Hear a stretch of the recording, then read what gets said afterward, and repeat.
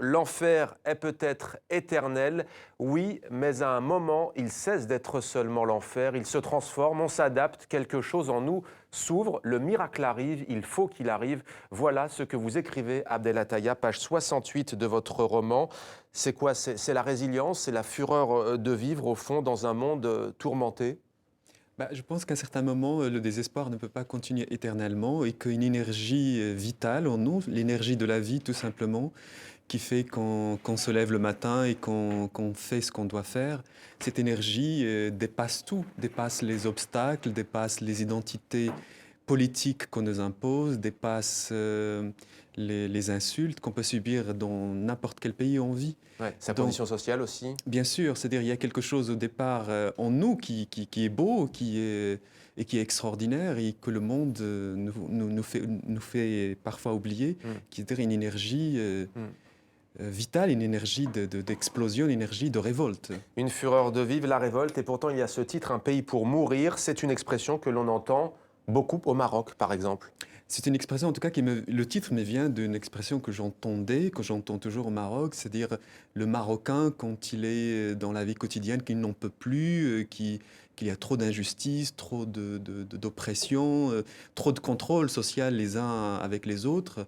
À un moment donné, il a ce moment comment dire, de salut, Hmm. c'est-à-dire de révolte, de cri, où il dit, ce pays n'est pas pour vivre, c'est un pays pour mourir.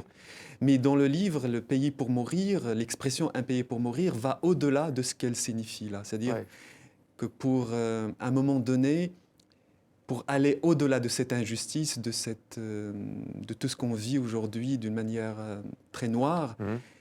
on peut espérer autre chose, y compris mourir autrement. Alors l'histoire se passe à Paris, vos personnages sont Zahira, prostituée marocaine, il y a son ami Aziz qui est algérien, il y a aussi Mojtaba, révolutionnaire iranien qui est gay. Ils vivent donc dans la capitale française, ils sont mus par un désir de liberté, mais ils vivent en marge de la société, ce sont des marginaux, des laissés pour compte, des existences qui n'ont rien à envier à celles au fond qu'ils ont quittées dans leur pays, l'Iran, l'Algérie, le Maroc, la France, terre d'accueil, Abdel Attaya, pays de la seconde chance, ça marche plus, c'est fini?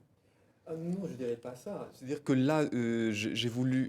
C'est-à-dire la France continue quand même d'attirer beaucoup de gens. Il y a des idées de liberté qui arrivent à tout le monde, pas seulement les intellectuels, à travers le monde, hein. Ouais.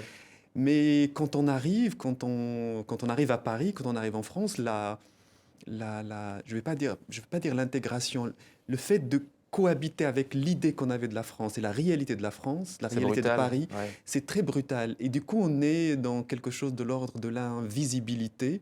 On existe, on participe à l'économie de ce pays, donc la France, à l'économie, à la politique, mais en Hmm. même temps, on a l'impression qu'on n'existe pas pour les gens qui comptent, on n'existe pas réellement pour les Hmm. politiques, on n'existe pas pour, même pour ces Français de dessous, si je peux dire. Et cette façon de traiter ce genre d'émigrés, finalement, ça peut les pousser à une certaine forme de violence, Ouais.